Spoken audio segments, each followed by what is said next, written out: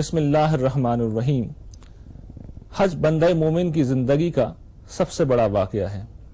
ہر مسلمان جب حج پر جاتا ہے تو اس کی یہ خواہش ہوتی ہے کہ وہ حج سے اس حال میں لوٹے کہ کوئی گناہ اس کے دامن پر موجود نہ ہو۔ اس کے لیے جہاں یہ بات ضروری ہے کہ زائر حرم تقوی کا زاد راہ ساتھ لے کر جائے، وہاں یہ بات بھی لازم ہے کہ اسے حج کے مناسک سے پوری طرح آگاہی حاصل ہو۔ اس مقصد کے لیے آج ٹیلی ویژن نے حج کے موضوع پر ایک خصوصی پروگرام کا اہتمام کیا ہے، جس میں ہمارے ساتھ شریک گفتگو ہیں ممتاز ریسرچ اسکالر جناب جاوید احمد غامدی صاحب۔ جاوید صاحب کا نام کسی تعارف کا محتاج نہیں ہے، آپ علوم اسلامی کے ماہر ہیں، قرآن و حدیث پر آپ کی براہ راست نظر ہے۔ جاوید صاحب کے ساتھ یہاں ہمارے دو شرکا بھی موجود ہیں اور بہت سے ایسے حاضرین بھی آج یہاں تشریف رکھتے ہیں جو اس سال حج کی سعادت حاصل کر رہے ہیں۔ ہم اپنی گفتگو کا آغاز کریں گے، لیکن ناظرین ہمیں پہلے لینا ہوگا ایک شارٹ بریک۔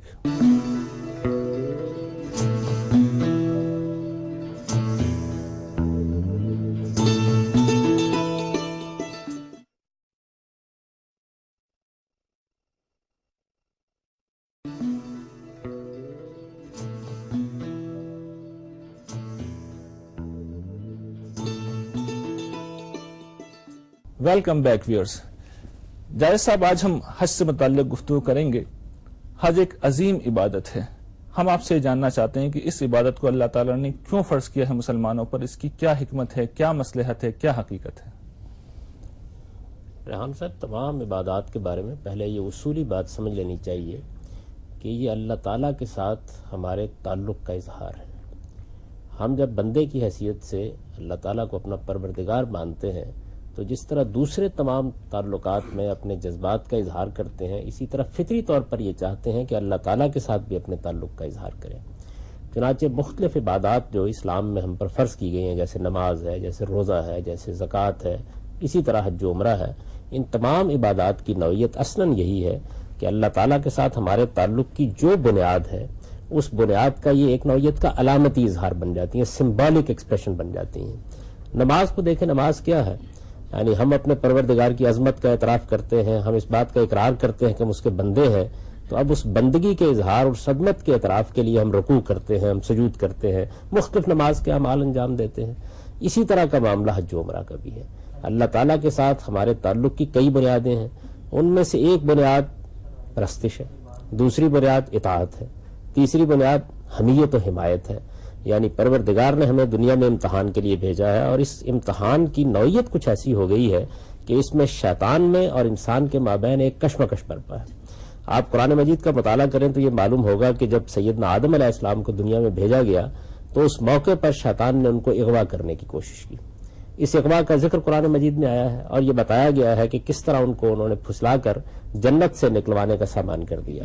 اس موقع پر اللہ تعالیٰ نے یہ فرمایا کہ اب تم زمین میں جاؤ، بعضکم عدو لبعض، اب تم ایک دوسرے کے دشمن ہو۔ گویا اس دن سے شیطان میں اور انسان میں ایک جنگ برپا ہو گئی۔ اس کا چیلنج بھی قرآن مجید میں نقل ہوا ہے، اور اس میں اس نے یہ کہا ہے کہ میں ہر راستے پر بیٹھوں گا اور میں توحید کے راستے سے انسان کو ہٹانے کی کوشش کروں گا، اور جو کچھ بھی میرے لیے ممکن ہوگا وہ میں انسان سے انتقام لینے کے لیے کر گزروں گا۔ چنانچہ یہ کشمکش، یہ جنگ برپا ہے۔ اس جنگ میں ہم کس طرف کھڑے ہیں؟ رحمان کی طرف کھڑے ہیں یا شیطان کی طرف کھڑے ہیں؟ یہ ایک فیصلہ کن موڑ ہوتا ہے ہر انسان کی زندگی میں۔ اللہ تعالیٰ کی طرف کھڑے ہیں یا رحمان کی طرف کھڑے ہیں، تو ظاہر بات ہے کہ جنگ کے میدان میں جب آدمی اترتا ہے تو جان و مال کی نظر لے کر اترتا ہے۔ گویا ہمارے پاس جان ہے، ہمارے پاس مال ہے، ہم اس جنگ میں اپنے پروردگار کی نظر کر رہے ہیں۔ اس نظر کی تمثیل ہے حج۔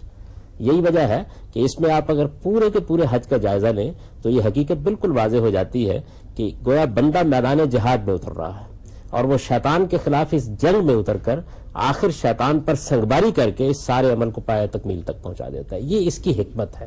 گویا ایک طرف جان و مال کی نظر ہے، دوسری طرف وہ نظر کس مقصد کے لیے پیش کی گئی ہے؟ شیطان کے خلاف۔ نظر کی ذرا سی وضاحت کرنا، نظر سے کیا مراد ہے؟ یعنی آپ اپنے آپ کو کسی بزرگ و برتر ہستی کے لیے وقف کر دیتے ہیں، اس کے حوالے کر دیتے ہیں۔ اسلام کی حقیقت یہی ہے۔ اسلام کا جو لفظ ہمارے لیے اختیار کیا گیا ہے، جس کی بنیاد پر ہم مسلمان کہلاتے ہیں، اس کے معنی یہ ہے کہ اپنے آپ کو پروردگار کے سپرد کر دینا۔ یہ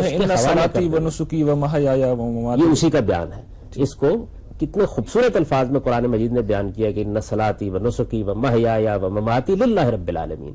گویا جب میں اسلام لاتا ہوں، جب میں مسلمان ہوتا ہوں، جب میں اس دین میں داخل ہوتا ہوں تو اپنا جان و مال اپنے پروردگار کے سپرد کر دیتا ہوں جنت کے عوض.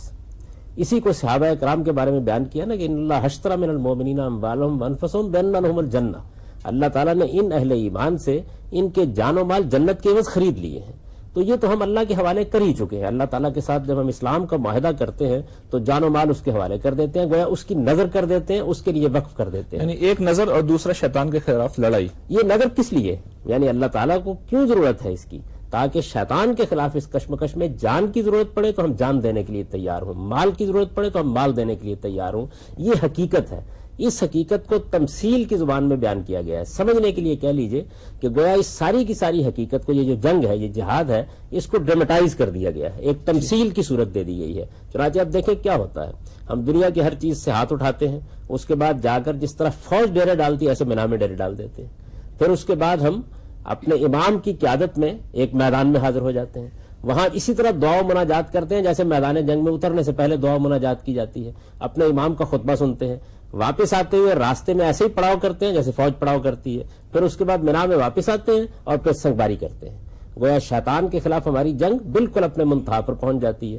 پھر قربانی کرتے ہیں، گویا جان و مال کی نظر کی تمثیل کے طور پر ایک اللہ تعالیٰ کے حضور میں ہدیہ پیش کر دیتے ہیں.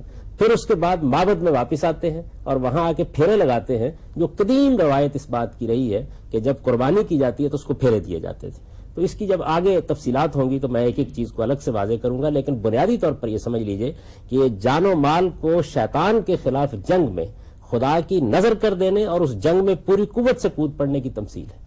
تو حج کی اس حقیقت کو بہت اچھی طرح سمجھ لینا چاہیے، ورنہ عام طور پر لوگ حج کے لیے جاتے ہیں تو ان کا خیال ہوتا ہے کہ ہم کیا کر رہے ہیں، کہیں پھیرے لگا رہے ہیں، کہیں کنکر مار رہے ہیں. یہ بات ان پر واضح نہیں ہوتی کہ اصل میں وہ کیا کر رہے ہیں. اصل اس میں ایک مجھے وہ واقعہ یاد آ رہا ہے، آپ سے میں نے پروگرام میں سنا تھا کہ ایک صاحب آپ کے ساتھ حج کرنے گئے تھے، وہ بھی میں چاہتا ہوں کہ آپ بیان کر دیں. جی، میں دوسرے حج کے لیے جب گیا ہوا تھا تو یہ بس سوء اتفاق کہیے کہ ایک دن میری بھی طبیعت بہت خراب تھی، مجھے کچھ بخار ہو گیا اور وہ بھی بیمار تھے.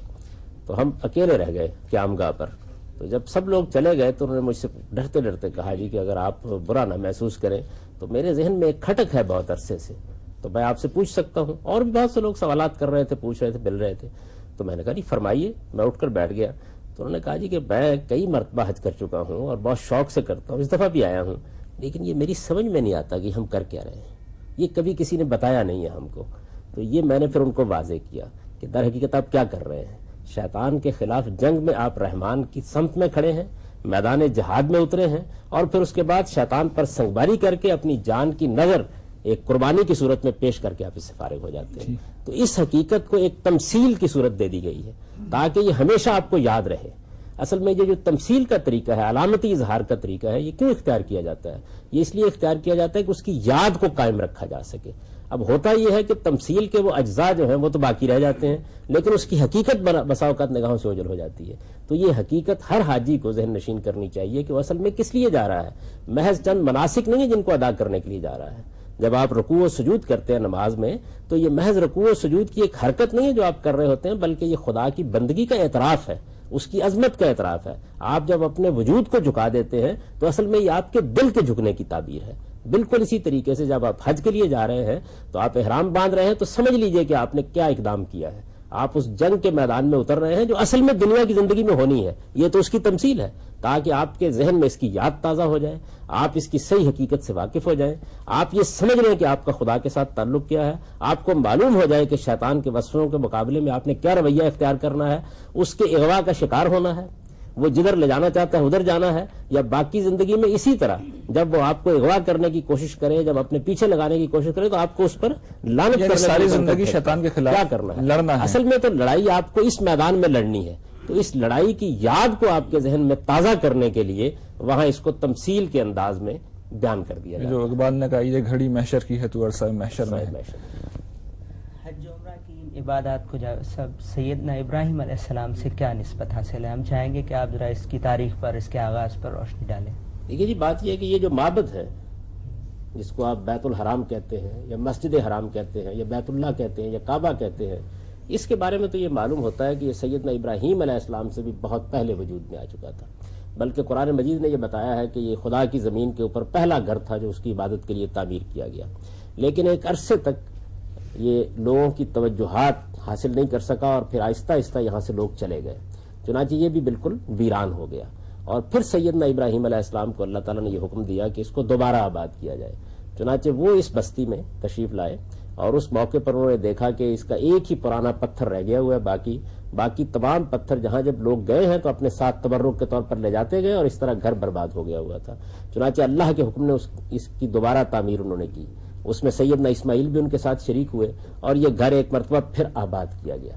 اس لحاظ سے سیدنا ابراہیم علیہ السلام اس کی دوبارہ تعمیر کرنے والی غیر معمولی شخصیت ہے، اور پھر ان کے صاحبزادے کو اللہ تعالیٰ نے اس کی نظر کے لیے مانگ لیا تھا۔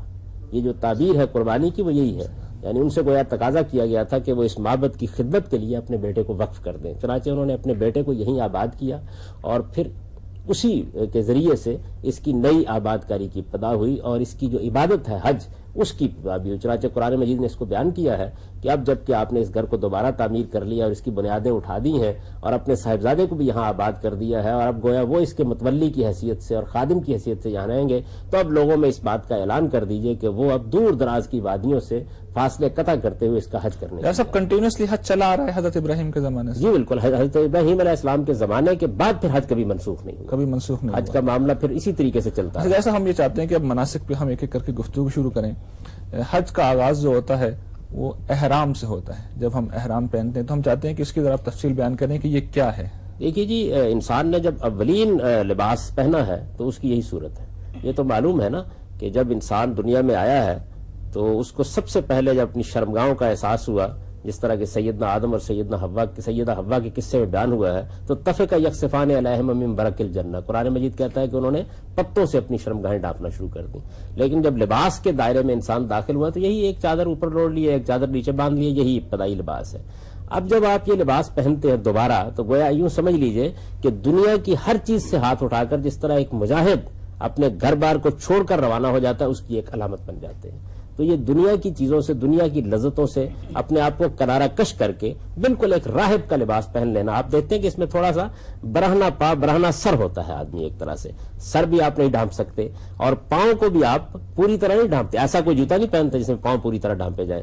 تو پرانے زمانے میں جب راہب لوگ اللہ کی راہ میں نکلتے تھے تو کم و بیش ان کا لباس یہی ہوتا تھا، یعنی ایک چادر وہ نیچے پہن لیتے تھے، ایک چادر اوپر پہن لیتے تھے۔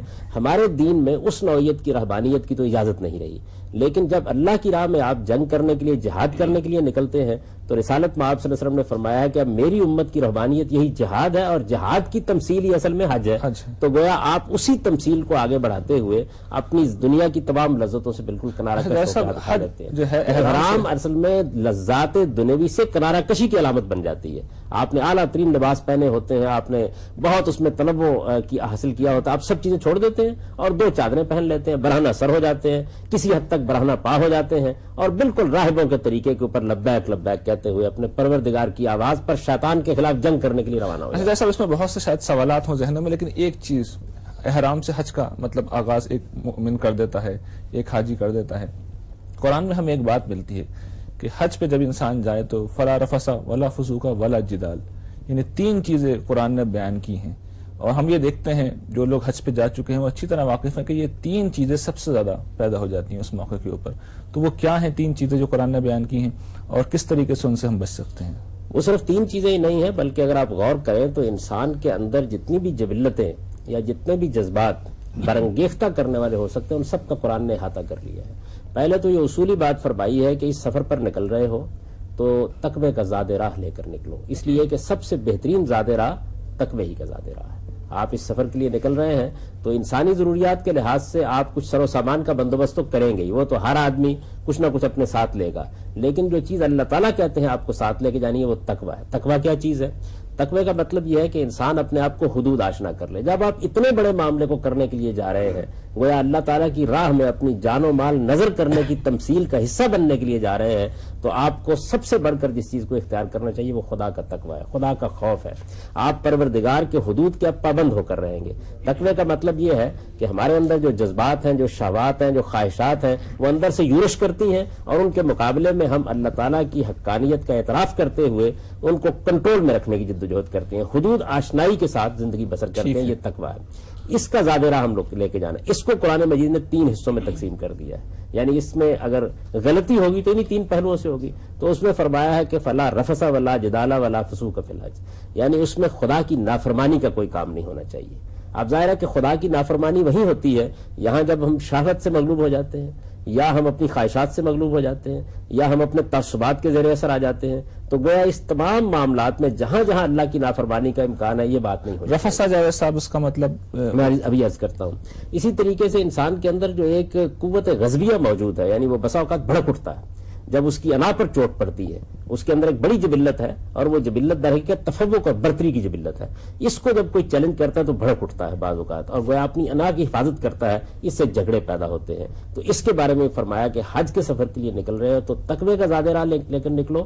اس کے لیے ضروری ہے کہ اگر کوئی جھگڑے کا, کوئی لڑائی کا موقع پیش آ جاتا ہے تو تم بالکل ایک متواضع انسان کے طریقے پر, ایک منکسر المزاج انسان کے طریقے کے اوپر یہ کہو کہ میں حج کا مسافر ہوں, میرا کام جھگڑنا نہیں ہے. اور اس میں اگر دوسرا زیادتی بھی کرتا ہے تو اس کے مقابلے میں اپنے آپ کو سرنڈر کر دو, تاکہ تمہارا یہ سفر فی الواقع تقوی کا سفر بن جائے. اور پھر تیسری چیز جو بیان کی ہے وہ لا فلا رفث ہے, یعنی اس کے اندر کوئی شہوانی بات نہیں ہونی چاہیے. یہ رہبانیت ہے. اس وجہ سے جب آپ نے احرام باندھ لیا ہے تو اب عورتوں کے ساتھ تعلق اور اس نوعیت کے جتنے بھی معاملات مرد و زن کے اختلاط کے بڑے مواقع ہوتے ہیں خاتمہ کر دیا جاتا ہے, کیونکہ مرد و زن کے اختلاطات کے مواقع بھی بہت پیش آتے ہیں, اور سفر کرنا ہوتا ہے اس میں بہت سے ایسے معاملات ہوتے ہیں جس میں جھگڑا بھی پیدا ہونے کا امکان ہوتا ہے. اور اسی طریقے سے انسان جب اس طرح کے معاملے میں نکلتا ہے, آپ یہ جانتے ہیں نا کہ سفر میں آدمی بالکل برہنہ ہو جاتا ہے, یعنی معلوم ہو جاتا ہے کہ اس کی اصل شخصیت کیا ہے. تو بڑا امکان اس بات کا ہوتا ہے کہ وہ جھگڑے کرے گا, وہ خدا کی نافرمانی کے کام کرے گا, وہ دوسروں کا کوئی حق تلف کر دے گا, وہ دوسروں کے لیے اذیت کا باعث بن جائے گا. تو ایسی تمام باتوں سے روک دیا گیا ہے. یعنی جدال میں تو آپ آگے بڑھ کر جھگڑا کرتے ہیں, بعض اوقات آپ جھگڑا نہیں کرتے لیکن دوسرے کا حق مار لیتے ہیں, دوسرے کی طرف جو آپ کو اذیت نہ دینے کی ہدایت کی گئی اس کی خلاف ورزی کر بیٹھتے ہیں. تو یہ تمام چیزیں جو ہے سمیٹ لی گئی ہیں کہ نہ فسوق ہونا چاہیے, یعنی خدا کی نافرمانی کا کوئی کام نہیں ہونا چاہیے, نہ کوئی جھگڑا ہونا چاہیے, نہ لڑائی ہونی چاہیے, اور نہ کوئی شہوانی بات ہونی چاہیے.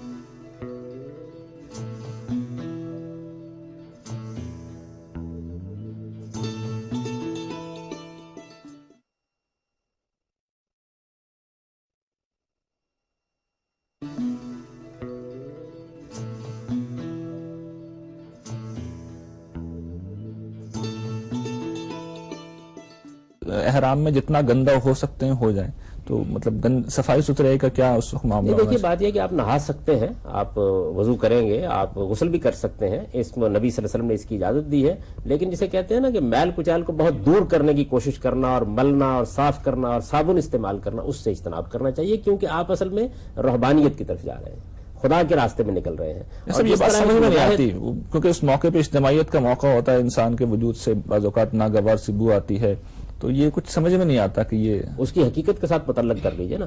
یعنی ایک مجاہد کے سامنے اپنا مقصد ہوتا ہے, وہ جب لڑنے کے لیے نکلتا ہے تو وہ اس وقت زیب و زینت کرنے کے لیے نہیں بیٹھا ہوتا, وہ جان دینے کے لیے نکلا ہوتا ہے. اس کی تمثیل ہے حج. چنانچہ جتنی پابندیاں لگائی گئی ہیں وہ اصل میں اس تصور کو آپ کے ذہن میں راسخ کرتی ہیں, گویا آپ ذہنی لحاظ سے اپنے آپ کو ایسے سمجھیں آپ میدان جنگ میں اترے ہوئے ہیں. تو میدان جنگ میں آدمی زیب و زینت نہیں کیا کرتا, نہانے دھونے نہیں بیٹھا کرتا, میل کچیل نہیں دور کیا کرتا. یہ تمام پابندیاں اس مقصد کے لیے کہ حج کی وہ اصل حقیقت جو میں نے آپ پر واضح کرنے کی کوشش کی ہے وہ آپ کے ذہن میں پوری طرح تازہ ہو جائے, آپ واقعی اپنے آپ کو ایک ایسا مجاہد سمجھنے لگ جائے کہ جو اب دنیا کی ہر چیز سے بے نیاز ہو کر اپنے رب کی آواز پر لبیک لبیک کی صدائیں بلند کرتا ہوا جا رہا ہے. اور جب جا رہا ہے تو پھر اب ضروری حد تک تو اپنے آپ کو پاک صاف رکھے گا, اس لیے کہ ہمارے دین میں یہ نہیں ہے کہ آپ ناپاکی اختیار کر لیں, تو ضروری پاکیزگی تو وہ حاصل کرے گا لیکن زیب و زینت کی نوعیت کی پاکیزگی حاصل کرنے کی کوشش نہیں کرے گا. اس کے لیے خوشبو نہیں لگائے گا, اس کے لیے میل کچیل کو دور کرنے کی کوئی غیر معمولی کوشش نہیں کرے گا, اس کے لیے شکار نہیں کرے گا, اور اس طرح کے معاملات. کنگھی وغیرہ کر سکتے ہیں, بال وغیرہ؟ ہاں کنگھی آپ کر سکتے ہیں, لیکن اس میں بھی احتیاط اس وجہ سے کرنی چاہیے کہ کہیں کوئی بال نہ ٹوٹ جائے. تو بال توڑنا، ناخن تراشنا یہ ممنوع قرار دیا۔ خواتین کا ہمارے یہاں یہ کانسیپٹ ہے کہ ان کا بھی ایک خاص احرام ہوتا ہے، سفید رنگ کا کپڑا سر پہ باندھ لیتی ہیں وہ۔ نہیں، ایسی کوئی بات نہیں ہے، خواتین جو معمول کا لباس ہے وہ پہن سکتی ہیں، وہ اگر سفید رنگ کا لباس پہنے اچھی بات ہے، سفید رنگ کو نبی صلی اللہ علیہ وسلم نے پسند فرمایا ہے، لیکن یہ کوئی لازم نہیں ہے ان کے لیے، جو بھی ان کا عمومی لباس ہے وہی پہن لیں، ان کے لیے بس یہ پابندیوں کا وہ انتظام کریں، یہی احرام ہے، ایسی کوئی چیز نہیں۔ مردوں کو جاوید صاحب حالت احرام میں عام طور پر یہ بتایا جاتا ہے کہ وہ مخصوص نوعیت کے چپل پہنا کریں، کیا اس طرح کی کوئی پابندی دین کی روشنی میں ہمیں معلوم ہوتی ہے؟ یہ معلوم ہوتا ہے کہ آپ کو کسی حد تک برہنہ پا رہنا چاہیے، یعنی اس میں یہ ہے کہ آپ اس نوعیت کا جوتا پہنیں کہ جو پوری طرح پاؤں کو ڈھانپے ہوئے نہ ہو، بس اس کے سوا کچھ نہیں، یعنی کسی حد تک برہنہ پا ہونے کی ایک علامت ہے۔ وہ میں نے آپ سے عرض کیا نا کہ آپ اصل میں اللہ کی راہ کے مجاہد ہیں، اور اس موقع کے اوپر آپ ایک راہب کی طرح نکل رہے ہیں خدا کے راستے میں، تو اس کو آپ کے پورے وجود سے ظاہر ہونا چاہیے۔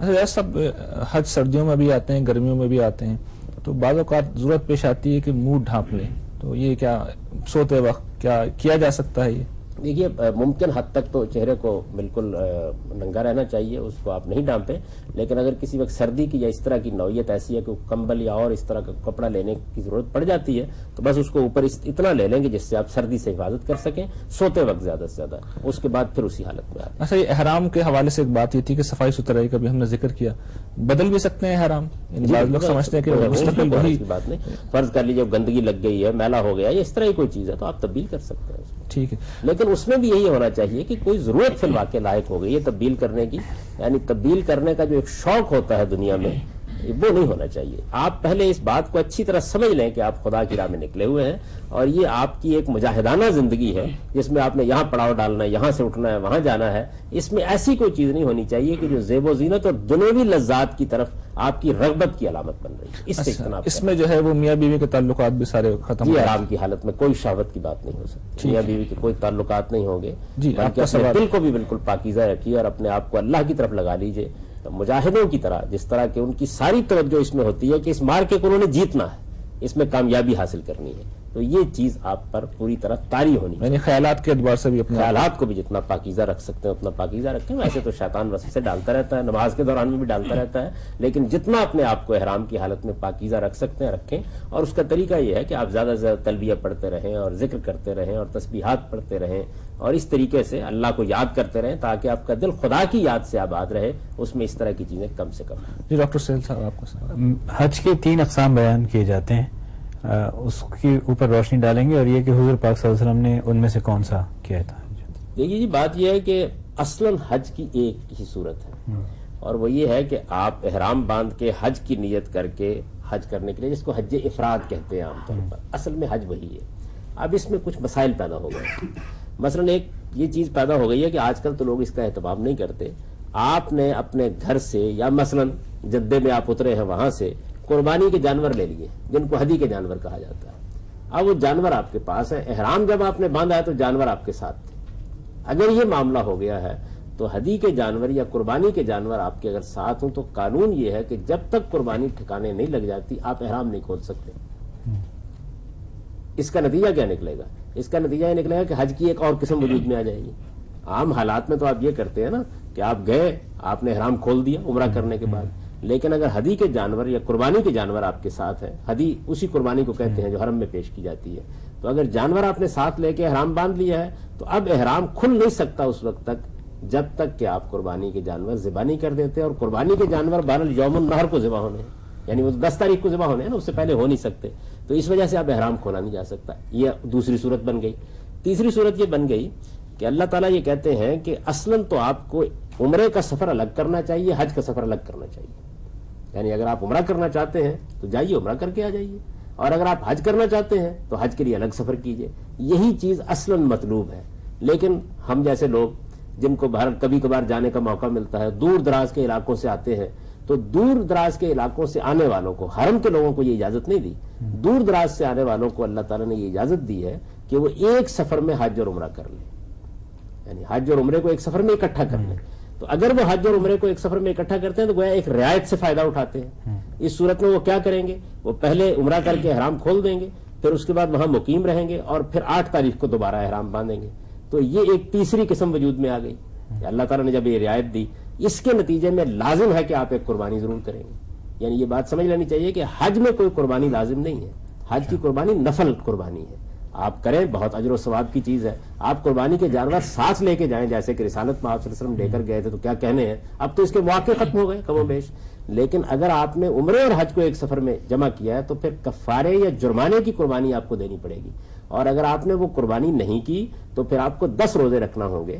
آپ ان میں سے 3 روزے وہاں رکھیں گے اور 7 واپس آ کے اپنے وطن میں رکھیں گے. کچھ لوگ جو بہت قریب جاتے ہیں حج کے، وہ عمرہ اور حج ایک ہی احرام میں بھی کر سکتے ہیں بغیر کھولے، اس کو بھی ایک حج کی قسم کہا جاتا ہے؟ نہیں، اس کے لیے ضروری کہ آپ کے پاس پہلے سے قربانی کے جانور ہو.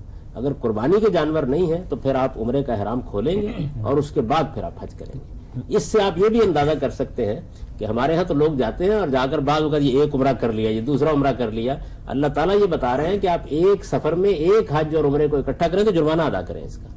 یعنی آپ کو اصلاً یا تو عمرے کا سفر الگ کرنا چاہیے یا حج کا سفر الگ کرنا چاہیے. ٹھیک ہے، قرآن مجید سے یہ بات معلوم ہوتی ہے، لیکن ہمارے یہاں اس کے بالکل الٹ ہے. عام طور پر لوگوں کو ایک تو یہی معلوم نہیں ہے کہ وہ جو قربانی کر رہے ہوتے ہیں، عام طور پر جو قربانی ہم کرتے ہیں یہ حج کی قربانی، لوگوں سے حج کی یا قربانی کی قربانی اب کرتا ہی کوئی نہیں. صورتحال یہ ہو گئی ہے کہ بہت کم لوگ حج کی قربانی کرتے ہیں. میں نے کئی لوگوں کو وہاں یہ کہا، اور اس کے بعد چونکہ میں نے خود 2 قربانیاں کی تھیں تو میں نے ان کو بتایا کہ یہ قربانی ہے جو میں حج کی کر رہا ہوں. جو قربانی آپ عام طور پر کرتے ہیں وہ تو کفارے کی قربانی ہے. چونکہ آپ نے حج اور عمرے کو ایک سفر میں جمع کیا ہے تو اس کے جرمانے کے طور پر آپ ایک قربانی کرتے ہیں، اور یہ قربانی کرنی لازم ہو جاتی ہے، ورنہ روزے رکھنے پڑیں گے آپ.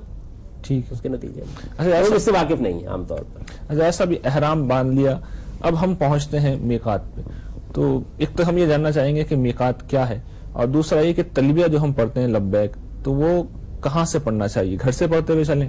جیسے ہی آپ احرام باندھیں گے اس کے بعد تلبیہ شروع ہو جائے گا. اچھا، میقات وہ مقامات ہیں جہاں سے احرام باندھنا ضروری ہے، یعنی اس کے آگے آپ احرام باندھے بغیر نہیں جا سکتے. یہ کچھ مقامات ہیں جن کی مختلف علاقوں سے آنے والوں کے لیے نشاندہی کر دی گئی ہے. مثال کے طور پر جو ہمارے علاقے سے لوگ جاتے ہیں تو ان کے لیے ایک یلملم کا پہاڑ ہے، اس کو میقات مقرر کیا گیا. جیسے ہی آپ اس کے محاذات میں اس کے برابر جاتے ہیں تو وہاں سے آپ کے لیے ضروری ہے کہ آپ احرام باندھ لیں. آپ اس سے آگے نہیں جا سکتے احرام باندھے بغیر اگر آپ حج یا عمرے کی نیت سے جا رہے ہیں. اسی طریقے سے جیسے مدینہ کے لوگ اگر آنا چاہتے ہیں، ذوالحلیفہ کے مقام کو متعین کر دیا گیا ہے کہ وہاں سے وہ احرام باندھ کے آگے آئیں گے، یعنی وہ ان کی میقات ہے. میقات کا مطلب ہے وہ مقامات کہ جن مقامات سے آپ کے لیے احرام کے بغیر آگے بڑھنا جائز نہیں ہے. تو یہ مختلف علاقوں کے لیے مقرر کیے گئے ہیں. جیسے مصر اور شام وغیرہ سے جو لوگ آتے ہیں ان کے لیے بھی اسی طرح کا ایک مقام مقرر کر دیے گئے جوفہ کے نام سے، اور اس مقام سے ان کے لیے احرام باندھنا ضروری ہوتا ہے. ٹھیک، ایسا ہی معاملہ بعض دوسرے علاقوں سے آنے والوں کے لیے ہے. تو یہ 5 مقامات ہیں جو سیدنا ابراہیم علیہ السلام کے زمانے سے اسی طرح متعین ہیں. ان مقامات سے جب آپ اس سمت سے آئیں گے، اس کے مقابل سے گزریں گے، تو آپ کے لیے ضروری ہے کہ آپ احرام باندھ لیں. سب دوسرا سوال میرا تھا تلبیہ کے حوالے سے، یہ کیا چیز ہے، کس چیز کی علامت؟ یہ دیکھیے، سیدنا ابراہیم علیہ السلام نے جو صدا بلند کی تھی اس موقع پر اللہ کے حکم پر، جس میں یہ کہا گیا تھا کہ اب آپ لوگوں کو بلائیے کہ وہ حج کرنے کے لیے آئے. گویا وہاں پر شیطان کے خلاف جنگ برپا ہے، اللہ تعالیٰ کے ساتھ آپ کھڑے ہیں. جیسے کہ بدر کے میدان میں رسالت میں آپ صلی اللہ علیہ وسلم کے ساتھ صحابہ اترے تھے، تو ایسے ہی آپ شیطان کے خلاف جنگ کے لیے اتر رہے ہیں. اس کے لیے صدا بلند ہو رہی ہے اللہ تعالیٰ کی طرف سے کہ آؤ. اس کے جواب میں آپ کہتے ہیں لبیک اللہم لبیک، حاضر ہے پروردگار، ہم حاضر ہیں، تیرا کوئی شریک نہیں، ہم حاضر ہیں، ہم تیرے لیے ہیں، ہم حاضر ہیں، تجھے ہی ہم مانتے ہیں اور ہم حاضر ہیں. تو بار بار آپ یہ جو الفاظ کہتے ہیں، یہ یوں سمجھ لیجئے کہ وہ تمثیل جو میں نے آپ سے کی ہے، اس تمثیل کی حقیقت کو آپ اگر ذہن نشین کر لیں تو اللہ تعالیٰ جنگ کے میدان میں آواز دے رہا ہے کہ آؤ میرے ساتھ، اور آپ کہتے ہیں کہ میں حاضر ہوں. سیدنا مسیح کے الفاظ من انصاری اللہ، سیدنا مسیح علیہ السلام نے یہ کہا، اور تمام پیغمبروں کے بارے میں یہ بیان ہوا ہے کہ جس وقت پھر آخری مارکہ ہوتا ہے تو وہ یہ کہتے ہیں کہ من انصاری اللہ، کون اللہ کی راہ میں میرے ساتھ کھڑا ہونے کے لیے تیار ہے. یہ صدا جب بلند ہوتی ہے خدا کی طرف سے کہ آؤ اب شیطان کے خلاف جنگ میں میرے ساتھ آ کے شریک ہو جاؤ، تو آپ کہتے ہیں لبیک اللہم لبیک، حاضر ہیں پروردگار، حاضر. اچھا جیسا یہاں سے جانے والے لوگ بالعموم عمرہ پہلے ادا کرتے ہیں، تو ہم اسی سیکوینس میں آگے چلتے ہیں. احرام پہنا ہوا ہے، میقات سے گزر گئے ہیں، جدہ بھی پہنچ گئے ہیں، اس کے بعد اب حرم پاک میں داخل ہو رہے ہیں. کیا کہنے اس بات کے؟ مسجد الحرام میں داخل ہو رہے ہیں، طواف کا آغاز کر رہے ہیں، تو اس حوالے سے ہم یہ جاننا چاہتے ہیں کہ طواف کی کیا حقیقت ہے، یہ کس چیز کی علامت ہے؟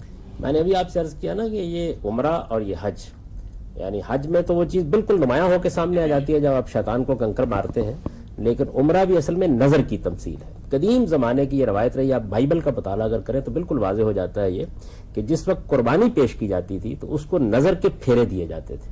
گویا آپ اللہ تعالیٰ کے لیے اپنے آپ کو پیش کر رہے ہیں تو معبد کے سامنے اور قربان گاہ اچھا، وہ ہندو بھی پھیرے لگاتے ہیں، ہم دیکھتے ہیں عام طور پر آپ دیکھا ہوگا یہ پرانی وہی روایات چلی آ رہی ہیں. تو عام طور پر قربانی کو پھیرے دیے جاتے تھے، معبد کے سامنے بھی قربان گاہ کے سامنے بھی. اب قربان گاہ مروہ ہے تو وہاں پہ آپ صحیح کے پھیرے لگاتے ہیں. اسی طرح معبد جو ہے وہ بیت اللہ ہے تو وہاں بھی آپ صحیح کے پھیرے لگاتے ہیں. یہ اپنے آپ کو نظر کے لیے پیش کر دینے کی علامت ہے. جب بھی نظر کے لیے پیش کی جاتی تھی قربانی تو ہمیشہ سے یہ قدیم زمانے سے روایت رہی، اس کو اللہ نے اپنے لیے خاص کر لیا ہے کہ اب جب آپ خدا کے لیے اپنے آپ کو پیش کر رہے ہیں تو گویا اپنے آپ کو پروردگار کے معبد کے گرد پہلے پھیرے دیتے ہیں اور اس طرح گویا علامتی طور پر یہ محسوس کرتے ہیں کہ میں نے اپنے آپ کو نظر کر دیا پروردگار کی. اب میں حاضر ہوں، میں نے اپنا سب کچھ اپنے پروردگار کے حوالے کر دیا ہے. یہ حوالے کر دینا، یہ نظر کر دینا، اس کی قدیم ترین تعبیر پھیرے دینے کی شمع و پروانہ کی بھی ایک مثال بن جاتی ہے. وہ بھی اصل میں نظر کرتا ہے نا اپنے آپ کو. تو یہ نظر کر دینے کا عمل ہے جس کی علامت. اس کا طریقہ کیا جائے؟ سب کہاں سے، کہیں سے بھی شروع کر دیں؟ نہیں، آپ حجر اسود کے محاذات سے اس کے برابر میں آتے ہیں اور وہاں سے آپ طواف شروع کرتے ہیں. اچھا، اور اس موقع کے اوپر رسالت مآب صلی اللہ علیہ وسلم نے جو دعا کی ہے اور بہت سی اور بھی دعائیں ہیں وہ بھی آپ کر سکتے ہیں، لیکن یہ کہ کوئی دعا اس کے لیے خاص مقرر نہیں کی گئی. وہ جو اللہم ایمان بک وفان بحدیک، وہ دعا ویسے بہت اچھی دعا ہے. یعنی اس میں یہ بتایا گیا ہے کہ پروردگار میں تیرے اوپر اپنے ایمان کی تجدید کرتا ہوں اور میں تیرے عہد کو پورا کرنے کے لیے حاضر ہوا ہوں، لیکن کوئی خاص دعا مقرر نہیں ہے. بس یہ احساس دل میں پیدا کر لیں کہ حجر اسود کیا ہے. حجر اسود تجدید عہد کی علامت ہے. اللہ تعالیٰ کے ساتھ یہ جو آپ نے جان و مال نظر کر دینے کا عہد باندھا ہے، آپ اس عہد کی تجدید کرتے ہیں. چنانچہ یہی وجہ ہے کہ حدیثوں میں یہ بیان کیا گیا ہے کہ یہ یمین اللہ ہے، وہ اللہ کے ہاتھ کی علامت ہے.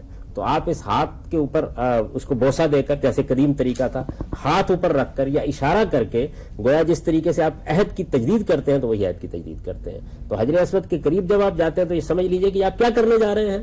آپ اپنے اس عہد کو زندہ کرنے کے لیے جا رہے ہیں، اس کو دوبارہ اللہ تعالیٰ کے ساتھ باندھنے کے لیے جا رہے ہیں جو آپ نے اسلام لا کر باندھا تھا کہ پروردگار توحید پر اپنے ایمان کا جو میں نے عہد تیرے ساتھ کیا تھا میں اس کی تجدید کر رہا ہوں. تو یہ یمین اللہ ہے، وہ آپ کا ہاتھ ہے ایک طرف. اور آپ نے قدیم زمانے میں دیکھا ہوگا نا، لوگ عام طور پر ہاتھ میں ہاتھ دے کے بیعت کر کے عہد باندھتے تھے اور کبھی کبھی اس کو چوم بھی لیتے تھے. چنانچہ اسی روایت کو، تجدید عہد کی روایت کو، اللہ کا تو کوئی ہاتھ نہیں ہو سکتا، تو ایک پتھر کو جو در حقیقت پرانی بیت اللہ کی تعمیر کا آخری پتھر ہے جس کو وہاں انہوں نے نصب کر دیا ہے سیدنا ابراہیم نے، تو اس سے آپ اس کی ابتدا کرتے ہیں. اور اس کے بعد پھر بیت اللہ کے گرد آپ 7 چکر لگاتے ہیں اور ہر دفعہ آ کے وہاں ہر دفعہ آپ استلام کرتے ہیں حجر اسود کا. استلام اگر ممکن نہ ہو بوسہ دینا تو کوئی ضروری نہیں ہے. یعنی اس میں کبھی دھکم پیل میں آدمی کو نہیں جانا چاہیے، لوگوں کو کبھی اذیت نہیں دینی ایسا جو چاہیے. دھکم پیل کرتے ہیں اس موقع پہ بڑا تکلیف دہ مسئلہ ہو جاتا ہے. وہ ہماری اصل میں تربیت کی کمی ہے. دیکھیے بات یہ ہے کہ ہر آدمی کو یہ سمجھ لینا چاہیے کہ اللہ کے پیغمبر نے جو طریقے اختیار کیے ہیں وہی اختیار کرنے چاہیے. ایسا ہم نے تو یہ بھی دیکھا ہے کہ خواتین جو دھکم پیل میں شامل ہو جاتی ہیں. جی بدقسمتی، یہ بھی بدقسمتی ہے. بات یہ ہے کہ لوگوں کو یہ بتا دیا گیا ہے کہ اگر انہوں نے ایسا نہیں کیا تو غالباً کسی بڑے اجر سے وہ محروم ہو جائیں گے. حالانکہ سارے طریقے مقرر کر دیے گئے. آپ کو موقع ہے تو آپ بوسہ دیجیے، آپ اس کے اوپر ہاتھ رکھیے. آپ کو اس کا موقع نہیں ہے تو ہاتھ سے اشارہ کر دیجیے. خود رسالت میں آپ صلی اللہ علیہ وسلم نے جب حج کیا ہے تو آپ نے نیزے سے اشارہ کر کے اسی طریقے سے طواف کیا ہے. تو یہ ساری صورتیں جو ہیں حالات کے لحاظ سے اختیار کی جا سکتی ہیں. یہ ایک علامتی اظہار ہے. آپ کے چوم لینے سے کوئی خاص صورتحال پیدا نہیں ہو جائے گی. ایک علامت ہے، ایک سمبولک ایکسپریشن ہے، اس کو سمجھ لینا چاہیے. خدا کے ساتھ عہد کو زندہ کرنے کی علامت ہے یہ جو آپ اختیار کر رہے ہیں. اس علامت کے ساتھ آپ اپنے طواف کے پھیرے شروع کرتے ہیں اور پھر اس کے بعد 7 پھیرے یہاں لگاتے ہیں اور 7 پھیرے جا کر پھر قربان گاہ پر لگاتے ہیں. مروہ چونکہ قربان گاہ ہے. اور اس کے بعد پھر آپ سر مڈواتے ہیں. تو سر مڈوانا در حقیقت نظر کے پورا ہونے کی علامت ہے. یہ آپ بائبل کو پڑھیں نا تو اس میں بالکل تفصیل سے یہ بیان ہوا ہے کہ جس وقت نظارت کے یا نظر کے دن پورے ہو جاتے تھے تو پھر اس طرح سے سر موڑ دیا جاتا تھا، گویا خدا کی دائمی غلامی میں اپنے آپ کو دے دی.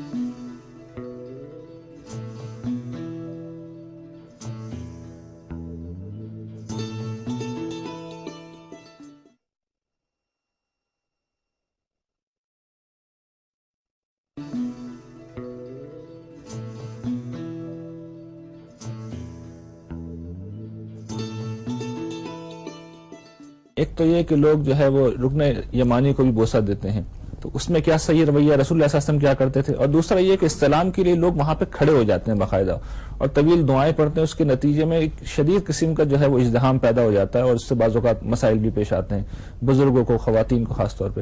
تو اس میں کیا صحیح رویہ ہے؟ دیکھیے جی، یہ بات سمجھ لینی چاہیے کہ اگر آپ مثال کے طور پر حجر اسود کو بوسہ نہیں دے سکے تو اس سے تو کچھ نہیں ہوا، لیکن اگر آپ نے کسی کو اذیت دی ہے، کسی کو دھکا دیا ہے، کسی کے ساتھ زیادتی کی ہے تو آپ نے گناہ کا ارتکاب کیا ہے. یہ سمجھ لینا چاہیے. یہ وہ تربیت ہے جو ہر شخص کو ہمیں دینی چاہیے اور یہ بتانا چاہیے. رکن یمانی کا استلام تو رسالت میں آپ نے کیا، یعنی اس کی طرف اشارہ کیا ہے، لیکن بوسہ دینے کا ہرگز کوئی ثبوت موجود نہیں ہے.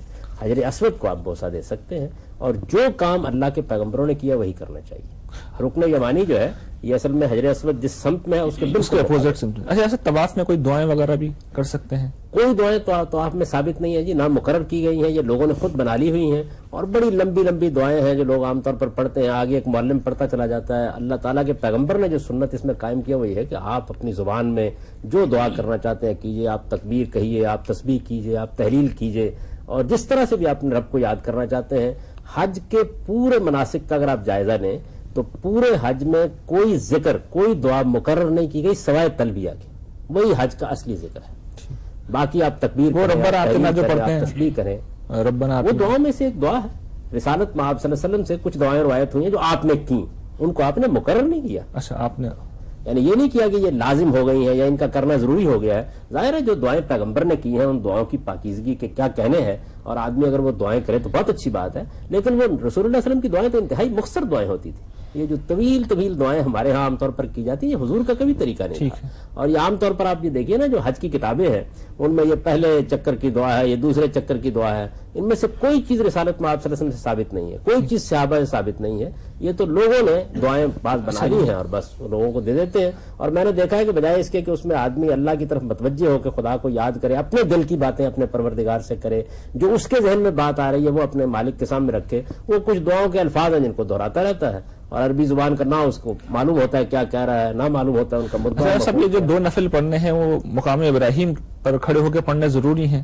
یہ بھی ضروری نہیں ہے. دیکھیے بات یہ ہے کہ وہ ایسا ہوا ہے کہ بہت کم لوگ اس بات سے واقف ہیں کہ رسالت مآب صلی اللہ علیہ وسلم کے زمانے میں حرم کا مطاف جس جگہ اب آپ نے وہ پتھر رکھا ہوا ہے مقام ابراہیم جس کو کہتے ہیں، یہاں ختم ہو جاتا تھا. اچھا، اگر آپ حرم کی تاریخ سے واقف ہیں تو یہ تو بیت اللہ تو ایسے ہی موجود تھا. ظاہر ہے کہ سیدنا ابراہیم علیہ السلام نے اس کو بنایا ہے تو یہ تو ایسا ہی تھا جیسا اب ہے. لیکن مطاف کتنا تھا؟ یہ جس جگہ اب مقام ابراہیم ہے یہاں لوگوں کے مکانات تھے. چنانچہ یہ بات روایتوں سے معلوم ہوتی ہے، تاریخی روایتوں سے، کہ ان مکانات ہی کے اوپر رات کے وقت وہ چراغ جلا کے رکھ دیتے تھے اور اس سے مطاف میں کچھ روشنی ہو جاتی تھی. یہ سیدنا عمر رضی اللہ عنہ کے زمانے میں مکانات گرائے گئے اور انہوں نے اس مطاف کو ذرا بڑا کرنا شروع کیا ہے. تو یہ گویا آخری حد تھی اس زمانے میں. چنانچہ رسالت میں آپ صلی اللہ علیہ وسلم جب وہاں سے طواف کر کے حجر اسود کے استلام سے آپ نے طواف شروع کیا، ہر چکر میں آپ نے استلام کیا، پھر اس کے بعد آپ نے جب 2 رکعتیں پڑھی ہیں تو گویا بالکل آخر میں آ کے پڑھی تاکہ کسی کو زحمت نہ ہو. تو اب اگر آپ 2 رکعتیں پڑھنا چاہتے ہیں تو بالکل آخر میں چلے چاہیے تاکہ لوگوں کو زحمت نہ ہو. نتیجہ کیا ہے؟ لوگ سمجھتے ہیں مقام ابراہیم کو ہی رکعتیں پڑھنے کی خاص جگہ ہے اور وہاں پڑھنا شروع کر دیتے ہیں. نتیجہ یہ ہوتا ہے کہ طواف میں بھی رکاوٹ بنتی ہے، لوگوں کے لیے بھی زحمت ہوتی ہے. بعض اوقات تو میں نے دیکھا ہے کہ عورتیں وہاں پہ چونکہ 2 رکعتیں تو ہر آدمی میں پڑھنی ہوتی ہیں تو عورتیں وہاں جمع ہو جاتی ہیں. اس کے بعد پھر لوگوں کو روکنے کے لیے بعض اوقات نوجوان اس طریقے سے ہاتھوں کو پھیلا کر کھڑے ہوتے ہیں، بڑی زحمت کا باعث بن جاتے ہیں. یعنی یہ 2 رکعتیں آپ کسی بھی جگہ پڑھ سکتے ہیں، کہیں پہ بھی پڑھنے ادا ہو جائیں گی. اور زیادہ اچھا یہ ہے کہ جیسے حضور بالکل آخر میں چلے گئے. دیکھیے نا، آپ کو مثال کے طور پر مسجد میں نماز پڑھنا ہے تو آپ یہ خیال کرتے نا کہ میں بالکل آگے چلا جاؤں تاکہ کسی آدمی کو میرے سامنے سے گزرنے سے زحمت نہ ہو. تو وہاں 2 رکعتیں پڑھنے کے لیے حضور نے یہ طریقہ اختیار کیا کہ جہاں بالکل حرم میں مطاف ختم ہو رہا تھا وہاں چلیں گے. اب اتفاق ہے یہ کہ وہاں اب مقام ابراہیم ہے تو اس وجہ سے لوگ یہ خیال کرتے ہیں. صاحب اب آخری 2 چیزیں رہ گئی ہیں عمرے کے حوالے سے، ایک تو صحیح اور پھر جو ہے وہ حلق یا قصر. تو ہم چاہتے ہیں کہ مختصر ان پہ بھی آپ روشنی ڈال دیں اس لیے کہ پروگرام کا وقت ہمارے ختم ہو رہا ہے. میں نے آپ کی خدمت میں عرض کیا نا کہ آپ جب اپنے آپ کو نظر کے طور پر پیش کرتے ہیں اللہ کے حضور میں تو نظر کے لیے قدیم مذاہب میں یہ روایت رہی ہے اور اسی کو اللہ نے اپنے لیے خاص کیا ہے کہ آپ پھیرے دیتے ہیں. معبد کے بھی عبادت گاہ ہے نا، معبد ہے، مسجد ہے، مسجد حرام کہتے ہیں اس کو، اور اسی طرح قربان گاہ کے بھی. سیدنا اسماعیل کی جو قربانی ہوئی ہے وہ مروہ کے پاس ہوئی ہے. اچھا، تو نبی یعنی سیدنا ابراہیم علیہ السلام جب ان کو لے کے آئے ہیں تو وہ صفا کی طرف سے آئے، وہاں انہوں نے اپنے ملازموں کو کھڑا کیا جیسے بائبل میں بیان ہوا ہے. اس کے بعد وہ اسی جگہ سے گزرتے ہوئے گئے جو صحیح کی جگہ ہے، اور یہ در حقیقت ان کی وہی سرگرمی ہے جس کی یادگار کے طور پر ہم بھی وہاں سے پھیرے دیتے ہیں. اور چونکہ معبد کے پھیرے اور قربان گاہ کے پھیرے یہ لازماً قربانی کو دیے جاتے تھے تو اس کے بعد پھر وہ واقعہ پیش آیا جس کے بعد اللہ تعالیٰ نے اس کو قبول فرما لیا اور ایک مینڈے کی قربانی ہو گئی. تو یہ اس کی وجہ ہے. پھر صحیح کرتے ہیں اور صحیح کرنے کے بعد پھر ہم اس میں بھی مطلب یہ کہ کوئی دعائیں وغیرہ لوگ کہتے ہیں. اچھا، بعض اوقات لوگ ایک پورا چکر لگا کے اسے کہتے ہیں کہ ایک چکر ہوا. نہیں، آپ جب اس طرف سے صفا سے مروہ تک چلے گئے تو چکر پورا ہو گیا. اچھا، یعنی اس میں لوٹنا ضروری نہیں ہے. وہ جب لوٹیں گے آپ تو پھر دوسرا چکر ہو وہ جائے، دوسرا چکر ہوگا، چکر ایک کی طرف جانے سے مکمل ہو اور جائے، صفا سے شروع ہوگا، اس میں سفر شروع ہوگا، مروا پر ختم ہوگا۔ مروا پر ختم ہوگا۔ اچھا، اور یہ بات بہت اچھی طرح ذہن نشین کر لینی چاہیے کہ اس میں بھی کوئی دعائیں نہیں مقرر کی گئی، پورے حج میں کسی جگہ، نہ عرفات میں، نہ مزدلفہ میں، نہ منا میں کوئی خاص ذکر، کوئی دعا مقرر نہیں کی گئی۔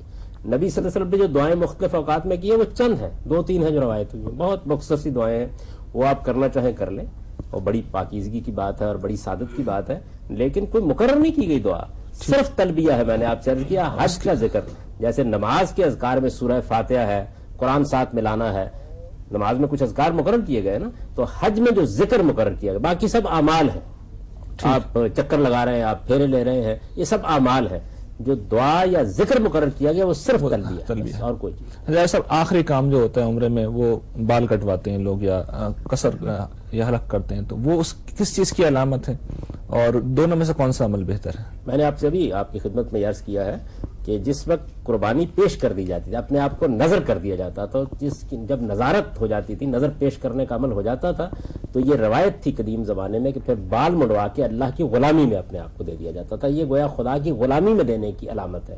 تو یہی کام آپ کرتے ہیں، اس کے لیے دونوں طریقے جو ہے وہ روا رکھے گئے ہیں، آپ چاہیں تو سارے بال منڈوا دیں جس کو حلق کہتے ہیں آپ، اور چاہیں تو قصر کرا لیں جس کو آپ حجامت بنانا کہتے ہیں، دونوں چیزیں ہو سکتی ہیں۔ البتہ حضور صلی اللہ علیہ وسلم نے جس طریقے سے دعا کی ہے تو اس سے یہ معلوم ہوتا ہے کہ حلق کی فضیلت ہے۔ قرآن مجید میں بھی جب ذکر کیا نا محلقین رؤوسہم و مقصرین، تو وہاں بھی معلوم ہوتا ہے کہ محلقین کا لفظ، حلق کرانے والوں کا لفظ پہلے آیا ہے، تو اس سے بھی فضیلت کے اوپر ایک دلالت ہوتی ہے۔ البتہ یہ ہے کہ اگر آپ نے فرض کیجئے عمرہ بھی کرنا ہے اور حج بھی ساتھ کرنا ہے تو پھر بہتر یہ ہے کہ آپ عمرے میں قصر کرا لیجئے، بال چھوٹے کرا لیجئے، اور حج کے موقع کے اوپر حلق کرا لیجئے، یہ زیادہ اچھا ہے۔ بہت سے لوگ صاحب وہ کینچی لیتے ہیں اور اس سے بال تھوڑے سے کاٹ دیتے ہیں، مرد یہ کرتے ہیں، خواتین تو خیر چلیے، نہیں، خواتین کے لیے تو طریقہ یہی ہے، لیکن مردوں کے لیے بھی ہم نے دیکھا بالوں کی ایک لٹ کاٹ دیتے ہیں۔ نہیں، مردوں کے لیے باقاعدہ یا تو حجامت کرائیں گے، سارے تھوڑے تھوڑے بال اتروائیں گے جیسے ہم حجامت بنواتے ہیں، یا حلق کروائیں گے۔ مروا پہ لوگ کینچی لے کے کھڑے ہوئے ہوتے ہیں اور آفر بھی کرتے ہیں کہ آپ ایسا نہیں، ٹھیک قصر کروائیں گے جس کو باقاعدہ حجامت کرانا کہتے ہیں، یہ یہاں پہ عمرہ پورا ہو جاتا ہے۔ یہ عمرہ یہاں پورا ہو جاتا ہے۔ اچھا، جو لوگ یہ سمجھ لینا چاہیے کہ میں تو جہاں تک تحقیق کر سکا ہوں، اس میں جو صحیح آپ کرتے ہیں وہ بھی اصل میں ایک نفل چیز ہے، ورنہ عمرہ در حقیقت طواف اور اس کے بعد جب آپ نے حجامت بنوا لی تو اس سے پورا ہو جاتا ہے، اور بہت کم لوگ اس بات سے واقف ہیں کہ عمرے میں بھی آپ قربانی کر سکتے ہیں۔ آپ کو معلوم ہے کہ رسالت میں آپ صلی اللہ علیہ وسلم جب تشریف لائے ہیں عمرے کے لیے صلح حدیبیہ کے موقع کے اوپر، تو آپ کے ساتھ قربانی کے جانور تھے، بہت مشہور واقعہ آپ نے پڑھا ہوگا، اور چونکہ کفار نے جانے نہیں دیا اس موقع پر تو پھر وہی جانور ہے جو وہاں قربان کر دیے گئے، آپ ساتھ لے کر آئے۔ جائز صاحب آپ کا بہت بہت شکریہ۔ ناظرین، آج کا پروگرام آپ نے دیکھا، اس پروگرام میں ہم نے کوشش کی کہ ہم حج اور عمرے کی حقیقت کو سمجھیں، اور اس کے ساتھ عمرے کے مناسک کے بارے میں بھی ہم جو کچھ جاوید صاحب نے بیان کیا ہے کہ اللہ تعالیٰ نے، رسول اللہ صلی اللہ علیہ وسلم نے ہمارے لیے ان مناسک کو مقرر کیا ہے، ان کو سمجھیں، ان کے آداب سے آگاہ ہوں، اور ان کی حقیقت کو ہم اپنے ناظرین تک پہنچانے کی، آپ تک پہنچانے کی کوشش کریں۔ حج کے بہت سے مناسک ہیں جو ابھی باقی ہیں، ان پر ہمیں ڈسکشن کرنا ہے، لیکن یہ ڈسکشن انشاءاللہ اگلے پروگرام میں ہوگا۔ اپنے میزبان ریحان احمد یوسفی کو اجازت دیجیے، اللہ نے کے بعد۔